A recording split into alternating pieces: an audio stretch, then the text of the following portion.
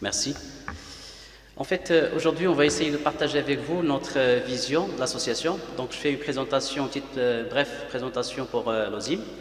En fait, l'OSIM, c'est une association des utilisateurs de systèmes d'information qui a été créée en 1993. Donc, on l'a appelé utilisateurs de systèmes d'information. En fait, c'est les DSI marocains et les CDO, les CFO, donc c'est-à-dire tous ceux qui utilisent l'information et un système d'information et non pas les prestataires de services. C'est la différence entre...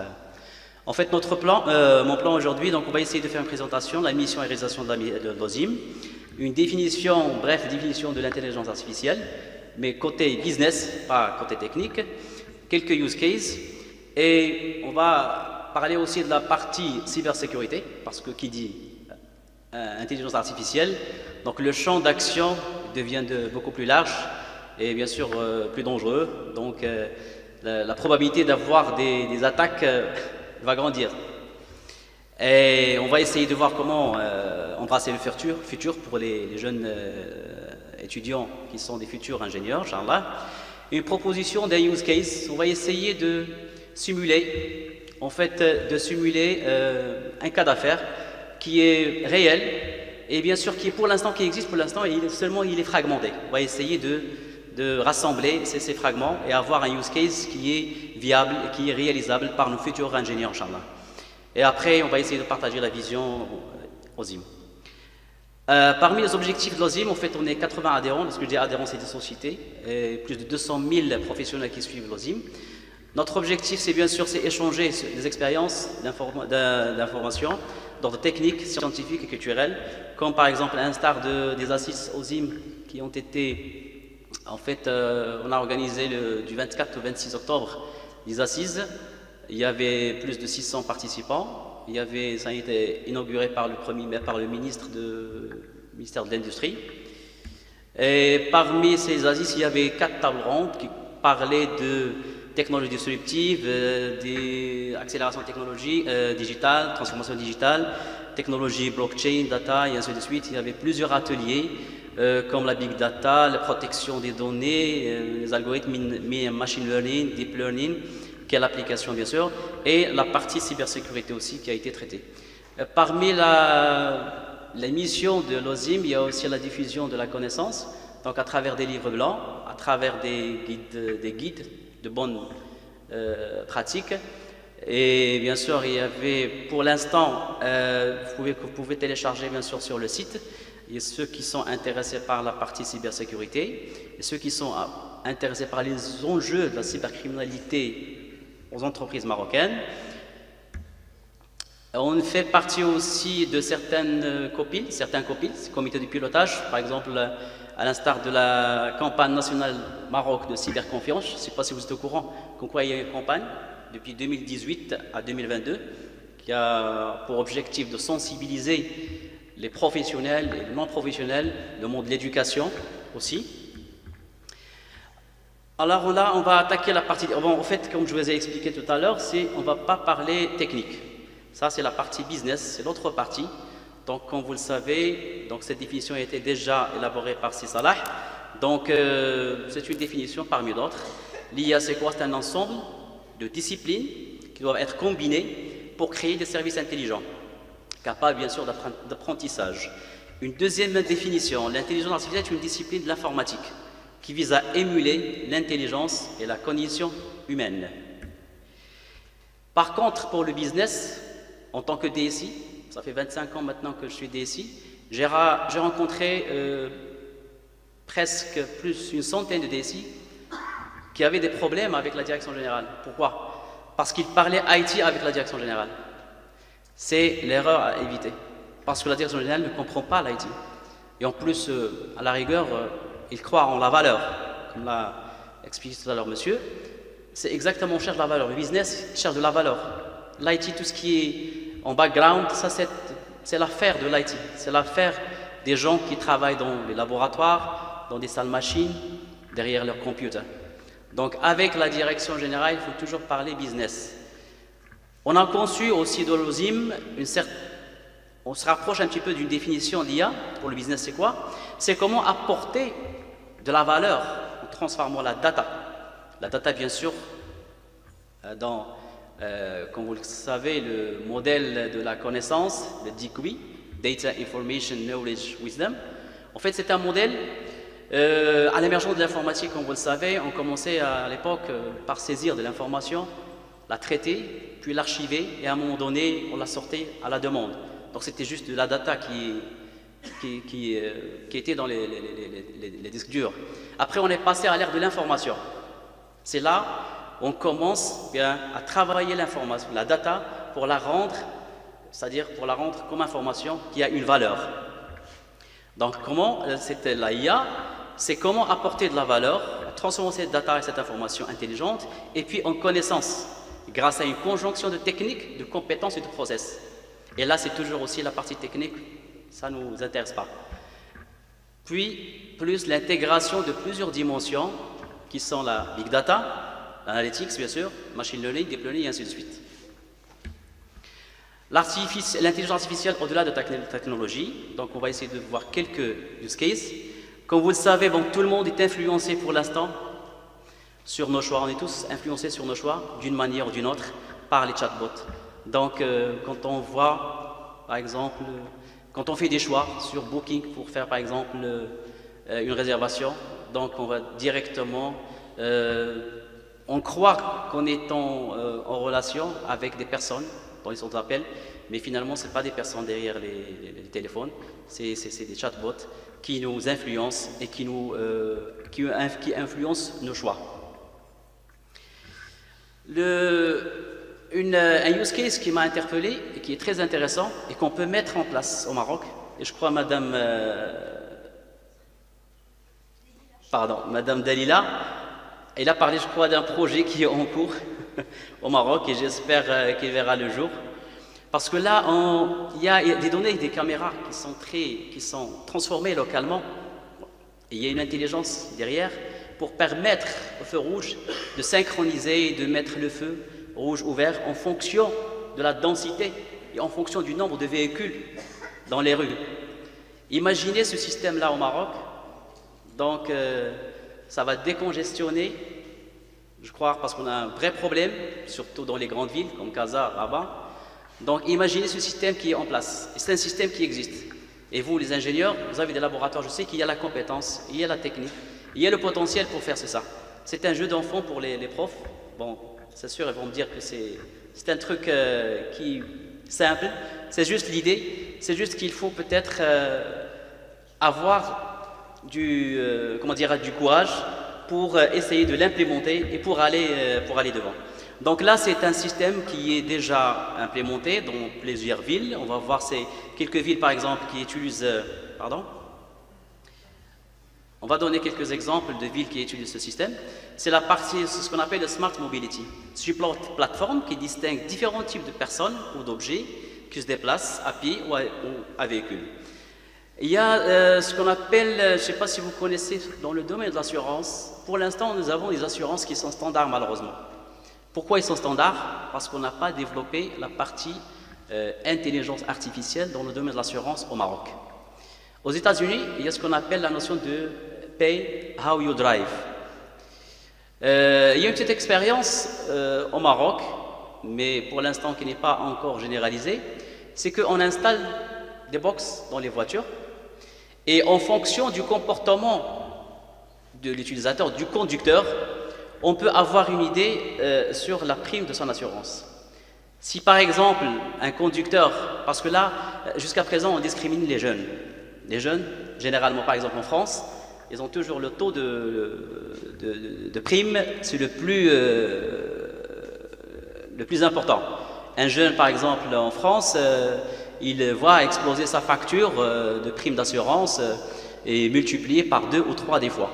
Pourquoi? Parce qu'il est jeune, parce qu'on estime qu'il va faire beaucoup d'accidents, qu'il conduit mal. Ou bien une femme dans, par exemple, d'autres pays. Il y a des pays qui discriminent aussi la conduite et la façon des femmes, alors que les femmes, normalement, ils sont les mieux. On a fait des statistiques, et c'est vrai, ça va vous surprendre peut-être, il ne faut pas beaucoup d'accidents. Par contre, entre parenthèses, ils causent des accidents, c'est ça le malheur. C'est vrai, on a fait des statistiques. Généralement, les femmes ne font pas d'accidents, beaucoup d'accidents. Sur le nombre de personnes qui font des accidents, on a trouvé que les femmes ne font pas beaucoup d'accidents. Ils ne sont pas sujets d'accidents sinistres responsable. Mais par contre, l'adversaire, on trouve généralement des femmes, malheureusement. La notion de pay as you drive. Pour l'instant, quand on prend une assurance, on paye l'année. Soit qu'on prenne la voiture toute l'année, ou un mois, ou 2 fois par semaine, ou 1 fois par mois. Donc, il n'y a pas un problème de proportionnalité. Aux États-Unis, ils ont déjà commencé à faire des assurances en fonction du trajet et en fonction du nombre d'heures de conduite. Ça, on ne peut pas le faire directement sur un contrat, suite à un contrat directement moral. Non, ça doit être suivi par des mécanismes qui sont installés sur les voitures, dans les voitures, et on voit quel est le trajet et quel est le nombre d'heures qui sont passées par heure. J'ai donné un petit exemple, ça s'appelle Malak Box, c'est un box qui est instauré dans les voitures. Malheureusement, ça n'a pas marché au Maroc, parce que je ne sais pas, est-ce que c'est la culture marocaine, je ne sais pas, parce que les gens, quand ils le prennent, ils croient que leur assurance va bien sûr exploser à cause de problèmes de freinage, de problèmes de virage par exemple, d'une façon qui n'est pas correcte et tout ça. En combinant bien sûr ces deux fonctions, nous aurons une intelligence artificielle qui assure un haut niveau de sécurité des personnes. Il y a la partie smart building, dans le domaine aussi, soit de la prévention ou dans le domaine de l'assurance, c'est en fonction de votre building, en fonction de la domotique qui est installée dans les buildings, la prime d'assurance varie. Donc c'est un champ d'application qu'on peut exploiter pour bien sûr créer du business et créer de la valeur. Un exemple de solution de parking dynamique, c'est s'il y a des détecteurs de présence de véhicules partout. Donc imaginez que dans maintenant les parkings, des fois on cherche une place dans un parking, même s'il est sous-sol. Donc à chaque fois on fait des fois des tours et des tours pour trouver une place, mais en vain. Alors imaginez qu'il y a un système de détection automatiquement qui nous signale que le parking le plus proche, qui a 2 places libres, il est à 200 mètres. Au lieu d'aller chercher, taper, aller aux portes de 3 ou 4 parkings et perdre du temps. La gestion de flux aussi, elle est intéressante, et la gestion d'occupation des locaux. Intégration des systèmes de réservation, bien sûr, numérique dans les locaux. C'est grâce à des cartes qui sont numériques. Et fini le calvaire de sabots et tout ça, donc grâce à ce système-là, on peut bien sûr améliorer la situation et les parkings dynamiques. On a parlé de l'intégration des panneaux de signalisation tout à l'heure. Ça, c'est important aussi. Ça se passe à Ookla, aux États-Unis. Donc, on a la possibilité de faire des contraventions automatiquement, sans qu'il y ait de policiers sur la route. C'est grâce à des détections détection automatique des véhicules. Par exemple, on voit sur ce cas-là, un tracking des cars, on envoie des contraventions. Ça, je l'ai vu aux États-Unis, à Dubaï. Une fois, j'ai pris la route entre Dubaï et Abu Dhabi et ma soeur a reçu, parce que la voiture n'était pas en mon nom, elle a reçu un SMS. Elle m'a dit attention, roule moins vite. Je lui ai dit comment tu le sais? Elle m'a dit je viens de recevoir une contravention via SMS. Ça existe pour l'instant. On peut imaginer ce truc-là. C'est grâce à des caméras qui sont installées. Là, on a parlé du parking. Alors, ça se passe, bien sûr, il y a des cas à Palo Alto, Ookla, Stanford, et ainsi de suite, donc c'est toujours la même chose. Alors, concernant l'expérience Tesla, là, c'est exprès, j'ai pris des expériences qui sont déjà, que vous connaissez. Mais là, on est en train de faire une perspective d'utilisation de ce genre de solution au Maroc, et qui n'est pas vraiment impossible. Comme vous le savez, les véhicules Tesla, pour l'instant, ils communiquent entre elles. Donc, vous avez tous vécu, je crois, l'expérience de Waze, et surtout pour les radars. Il y a plus de personnes qui l'utilisent pour les radars, la détection de radars, que pour chercher une adresse. Imaginons la communication entre véhicules. Imaginons un programme qui fait, une plateforme qui fait la collection de ces informations-là, qui est partagée entre les usagers des routes, des trajets, et quand il y a un accident, il y a des congestions au niveau des rues ou des routes, donc il y a automatiquement une notification des conducteurs, ou bien quand il y a un virage par exemple beaucoup plus serré, donc automatiquement la voiture qui est derrière, à 100 mètres, à 200 mètres, elle a cette information. Et des fois on trouve en absence de plaques de signalisation, on trouve des virages qui tuent des personnes pendant des années. La partie deep learning dont on en a parlé ce matin, partie technique, là je ne sais pas si vous connaissez, si vous avez vu Minority Reports. Je crois en 2012, ils sont déjà projetés, c'était en 2012, c'est un film de Steven Spielberg. J'invite les gens qui ne l'ont pas vu, c'est-à-dire vraiment de le voir, parce que c'était une oui, prophétie, c'est dystopique, c'est vrai, en fait c'est dystopique, c'est une prophétie, mais c'est la réalité, on le vit maintenant. Bon, dans le film, on voyait, on imaginait une ville sans crime, c'est grâce à la prédiction.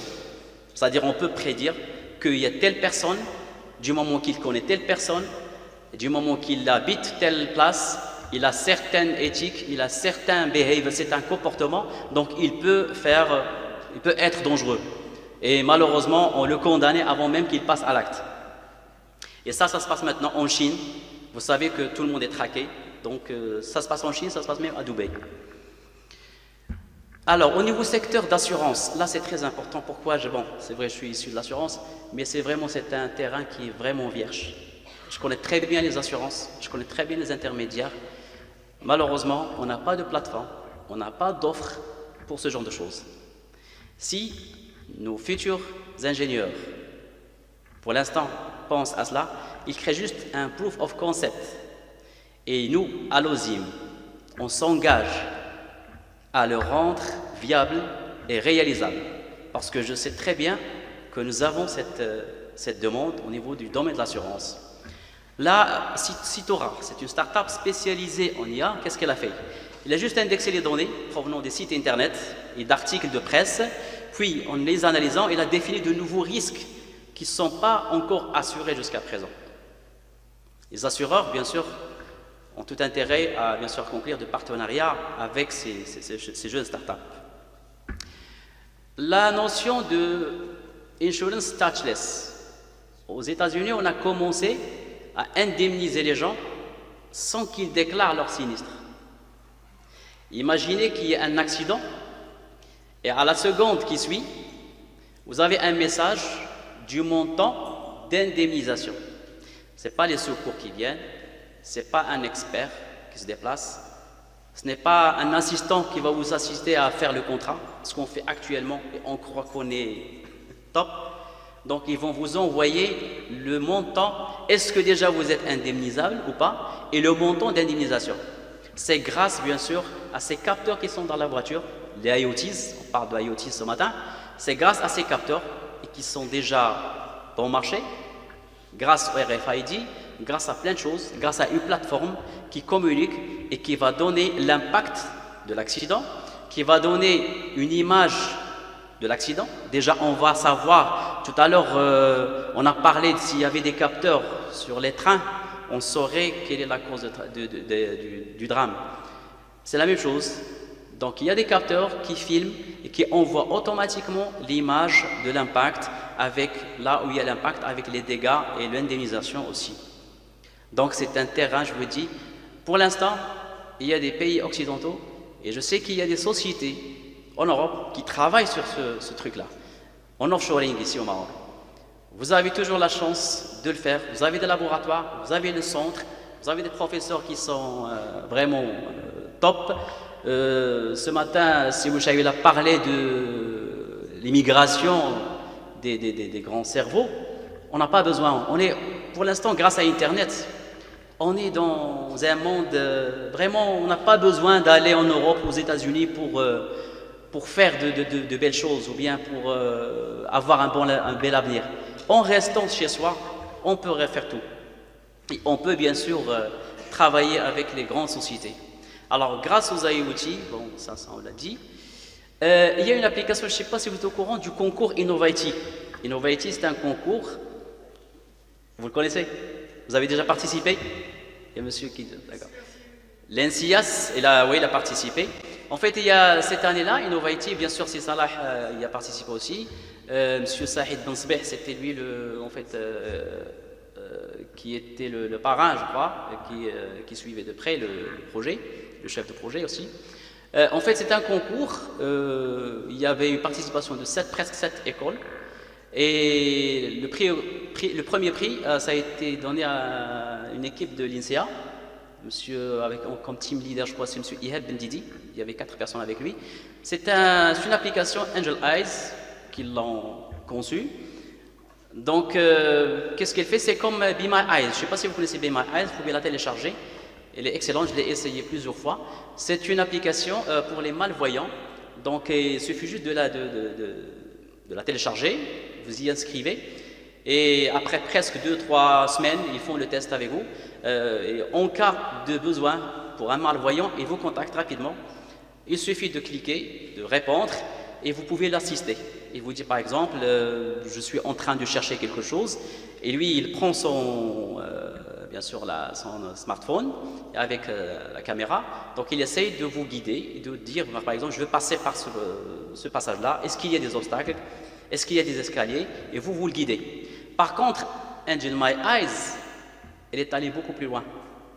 Pourquoi? Parce que vous n'êtes pas obligé de l'assister par la voix. Il reconnaît automatiquement les objets et il fait de la reconnaissance d'objets et vocale. C'est-à-dire quand le malvoyant la déclenche, on n'avait pas besoin de lui dire vous, l'assistant à distance. Non, c'est l'application qui lui dit attention, vous avez 3 personnes devant vous.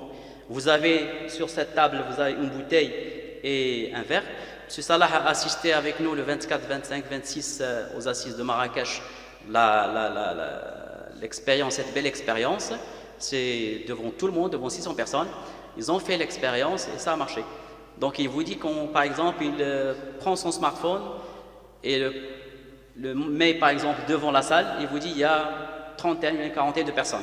Donc il fait vraiment une description des objets et une description vocale. La plateforme, bon, je crois qu'on l'a vu ce matin, en général c'est juste, je ne vais pas parler technique, c'est juste pour vous dire qu'avec les IoTs qui nous entourent, bien sûr il y a de l'intelligence qui va se faire dans des box, comme le box, comme on a parlé de l'assurance, qui vont être envoyés vers le cloud pour être bien sûr analysés et interprétés. Tout cela, comment faire avec toute cette diversité de données? Comme vous le savez, le landscape il est très très grand, le champ il est très grand. Nous avons trop d'informations et malheureusement, on ne sait pas quoi faire. Il faut tirer, on a parlé aussi de la valeur ajoutée, il faut tirer profit de cette data. Vous avez la chance, vous étudiants et futurs ingénieurs, de travailler sur data, de sortir des informations et des connaissances que vous pouvez partager, que vous pouvez mettre sur une plateforme et la vendre à des prix incroyables et faire des projets, vraiment tout ce que vous imaginez. Parce que la technique elle est là, l'information est là, la compétence est là, le potentiel est là, l'aide elle est là avec les instituts, avec l'INSIAS, avec l'Institut. Vraiment, vous avez de la chance. Le Big Data, le landscape du Big Data en 2012, c'était à peu près ça. En 2017, il a explosé. Le nombre d'informations, c'est inimaginable. Aujourd'hui, si on essaie de compter le nombre de millions d'informations qui sont générées pendant cette journée, on ne peut pas le compter. Des smartphones, plein de choses qu'on fait qui sont enregistrées et qui sont dans le cloud pour l'instant. Bien sûr, à notre insu. Le DICWI, on est appelé maintenant à suivre la courbe de la transformation. On était dans le data et l'information, maintenant on doit passer à la connaissance. Le wisdom, je crois, c'est un peu... Pour l'intelligence artificielle, ça sera impossible. D'ailleurs, M. Salah l'a évoqué ce matin. Donc, il y a des parties qu'on ne peut pas imaginer au niveau de l'intelligence artificielle. Tout ce qui est soft skills, tout ce qui est émotion, tout ce qui est éthique, tout ce qui est sagesse, ça on ne peut pas l'imaginer pour l'instant et je crois jamais. Alors, parmi les bénéfices de l'IoT et de l'intelligence artificielle, il y a la réduction des coûts et économie personnelle, bien sûr, amélioration de la qualité de service. C'est la notion de customer centric, soit on parle d'un utilisateur ou, d'accord, tout de suite. Lutte contre la flotte et pas mal de choses. L'IA, est-ce que c'est une menace? ou une opportunité? En fait, c'est les deux. Ben, c'est une menace peut-être parce que comment on dit, le landscape il est beaucoup plus vaste, donc il y aura plus d'attaques peut-être parce que on a affaire à des robots et non pas à des personnes qui vont hacker. C'est pas des personnes, ça sera des RH, c'est des robots hackers. RH c'est pas ressources humaines, pardon, c'est robots hackers. Ça sera plus difficile. Donc, mais par contre, c'est une opportunité aussi. Pourquoi? Parce que, en fait, au niveau de cybersécurité, on a aussi la possibilité de saisir cette opportunité-là pour que l'IA nous aide à détecter de nouveaux virus qui ne sont pas pour l'instant détectables. Comme vous le savez, au niveau des virus, il faut qu'ils soient connus dans la base pour que l'antivirus le détecte. Alors l'IA, il y a plusieurs applications qui nous permettent de connaître en fonction du comportement d'un malveillant pour dire bien attention, celui-là c'est un virus qui va peut-être se détecter après. Alors on va essayer d'aller plus vite, ça ne dépend pas de moi. Je suis en train de cliquer. C'est programmé peut-être, c'est l'IA. Il y a le deuxième, en fait, la Revelium, donc c'est dans le même cadre de la technologie. Donc là, il y a des statistiques sur la partie, l'usage de l'IA en cybersécurité. Sans IA, on a essayé de faire voir la capacité de détection d'un malware inconnu. Il n'était pas détecté avant, il est à plus 90% maintenant. Et le temps de détection qu'on passait sans IA, c'était 205 jours. Il est passé à une semaine, à quelques minutes. Ça, c'est des choses qui sont réelles. C'est d'après LMPS Group, c'est des logiciels qu'ils ont installés. Les temps dédiés à la surveillance et l'analyse étaient vraiment, c'est incroyable. C'était très difficile de surveiller humainement. Maintenant, il est devenu à moins 90%. L'impact sur l'infrastructure, il est considérable sans IA. Par contre, maintenant, il est minime. Pour essayer d'instaurer un système ou bien un projet IA, ce qu'il faut faire, c'est avoir des relations avec les métiers et essayer de clarifier les retours sur investissement pour le business et commencer surtout petit et surtout la sécurité. Tout à l'heure, je crois, on a parlé de la partie éthique design. Donc là, c'est aussi sécurité design. Donc dès le début, l'architecture, il doit instaurer, c'est-à-dire penser à la sécurité avant d'entamer le produit. L'IA est-elle vraiment intelligente? C'est une question. Est-ce que c'est l'IA ou bien on va parler de IA? C'est intelligence humaine. Ça, c'est un mot qu'on a inventé, c'est juste pour... c'est l'intelligence artificielle, l'intelligence humaine assistée par l'intelligence artificielle. Bien sûr, par l'éthique, on a l'éthique et la conscience sagesse chez l'humain et non pas sur la... Là, je vais partager juste avec vous un cas d'affaires. Je voudrais juste partager avec vous un cas d'affaires que vous pouvez bien sûr imaginer et qu'on peut travailler avec vous pour le rendre un proof of concept. En fait, le cas d'affaires, c'est quoi? Imaginons comme vous le savez, toute cette technologie existe, même les cas d'affaires existent, mais séparément. Imaginons quelqu'un qui, par exemple, qui prend la route et qui fait un accident. Pour l'instant, vous savez que l'ambulance, eh bien, après 1 heure, 1 heure et demie, des fois, il faut galérer pour l'avoir. Imaginez avec les IoT, il y a automatiquement des messages, des SMS qui partent vers la police, qui partent vers l'ambulance, qui partent vers l'assureur, votre assureur, et partent même vers l'hôpital. Et imaginons avec un dossier e-patient, ça existe, je crois que ça existe en Suisse.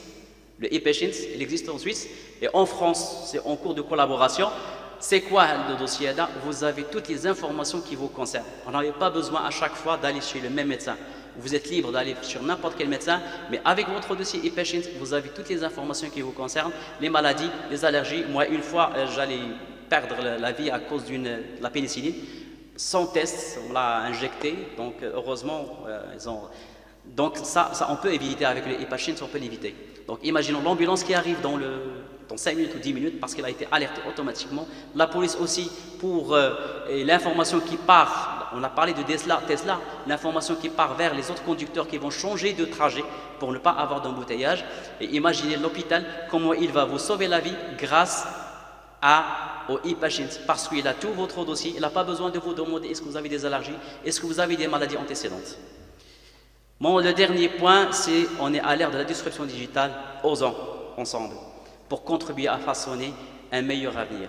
Vous êtes la jeunesse, vous êtes nos futurs ingénieurs, donc vous avez le potentiel, la compétence, la technologie, vous n'avez juste qu'à oser. Bon, le dernier slide, c'est un appel pour l'Institut, pour l'NCIAS, pour l'université aussi. Donc notre vision à l'OSIM 2020, c'est Disrupt. Donc on est pour l'instant, on va parler juste de deux actions, c'est updater notre rôle, c'est updater les universités par les retours d'expérience de l'OSIM afin de renforcer l'attractivité. Et l'update, c'est dans les deux sens bien sûr. Et transformer les innovations des startups en proof of concept. Merci beaucoup pour votre attention. J'espère que je n'ai pas dépassé le temps. Merci. Là, c'est juste pour vous dire que je n'ai pas de questions. Non, non. Non, je plaisante, ce sera pour la fin, Charles. Merci beaucoup, Siba Albé, pour cette fenêtre sur le monde des assurances. Des choses, on va dire, effectivement très avant-gardistes. Des choses qui existent effectivement parfois dans d'autres pays et d'autres qui n'existent pas. Et j'espère qu'en tout cas, comme vous avez conclu avec Osons, j'espère que les jeunes qui sont là, les doctorants et les ingénieurs, vont oser pour aller encore plus et nous faire des systèmes encore plus intelligents que ceux qui existent dans d'autres pays. Alors, on ne va pas prendre de questions. On me dit qu'il faut passer à la pause café et les questions seront à la fin de la journée, lorsque les deux autres, voilà, il y aura un panel à la fin de la journée et les questions y seront posées. On applaudit encore une fois nos deux